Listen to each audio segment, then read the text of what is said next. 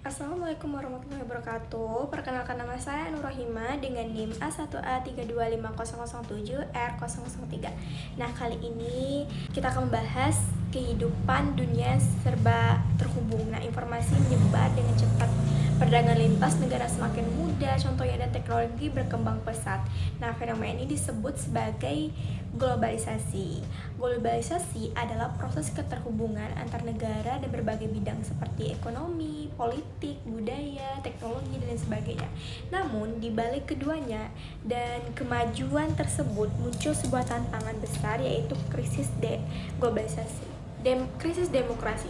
Menurut Budi Winarno, globalisasi tidak hanya membuat dampak positif, tetapi juga bisa melemahkan sistem demokrasi suatu negara, terutama negara yang berkembang. Lalu, apa sih yang dimaksud dengan krisis demokrasi? Nah, demokrasi adalah kondisi ketika nilai-nilai demokrasi seperti kebebasan, keadilan, dan masyarakat mulai lemah atau tidak berjalan dengan baik. Nah, salah satu penyebabnya adalah dominasi kekuatan global. Dalam era globalisasi, keputusan penting seringkali dipengaruhi oleh kekuatan ekonomi internasional seperti perusahaan multi internasional atau lembaga keuangan. Nah, akibatnya kebijakan dalam suatu negara tidak sepenuhnya dituntut oleh rakyat dipengaruhi oleh kepentingan global. Nah, selain itu, globalisasi juga bisa melebarkan kesenjangan sosial ketika ketimpangan meningkat, kepercayaan masyarakat terhadap pemerintah bisa menurun. Hal ini membuat partisipasi politik menjadi rendah dan demokrasi menjadi lemah. Kemudian ada juga faktor lain. Nah, perkembangan teknologi dan media sosial. Informasi yang begitu cepat menyebar tidak selalu benar. Banyak kan hoax ya. Nah,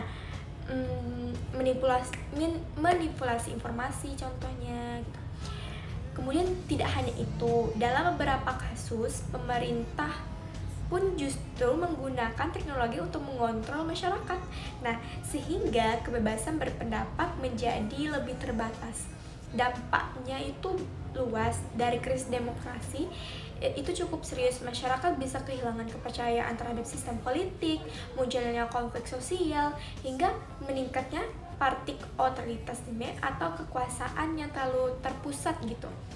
Kemudian bagaimana sih menghadapi tantangan ini? Nah, perlu upaya bersama. Tentunya pemerintah harus menjaga partisipasi terhadap masyarakat, kebijakan gitu. Masyarakat juga perlu lebih kritis dalam menerima informasi serta aktif dalam kehidupan politik tentunya. Nah, selain itu, kerjasama internasional juga penting agar globalisasi bisa berjalan secara lebih adil dan tidak merugikan demokrasi. Seperti yang dijelaskan oleh Budi Winarno, globalisasi itu seharusnya tidak menghilangkan kedaulatan negara suatu rakyat, melainkan harus mampu gitu menjaga keseimbangan dengan nilai demokrasi.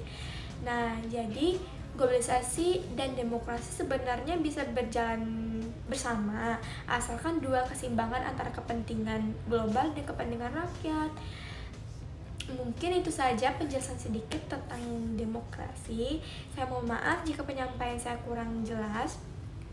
Sekali lagi, saya di sini juga belajar dan juga harus banyak mengevaluasi pengalaman saya. Sekian, terima kasih. Wassalamualaikum warahmatullahi wabarakatuh.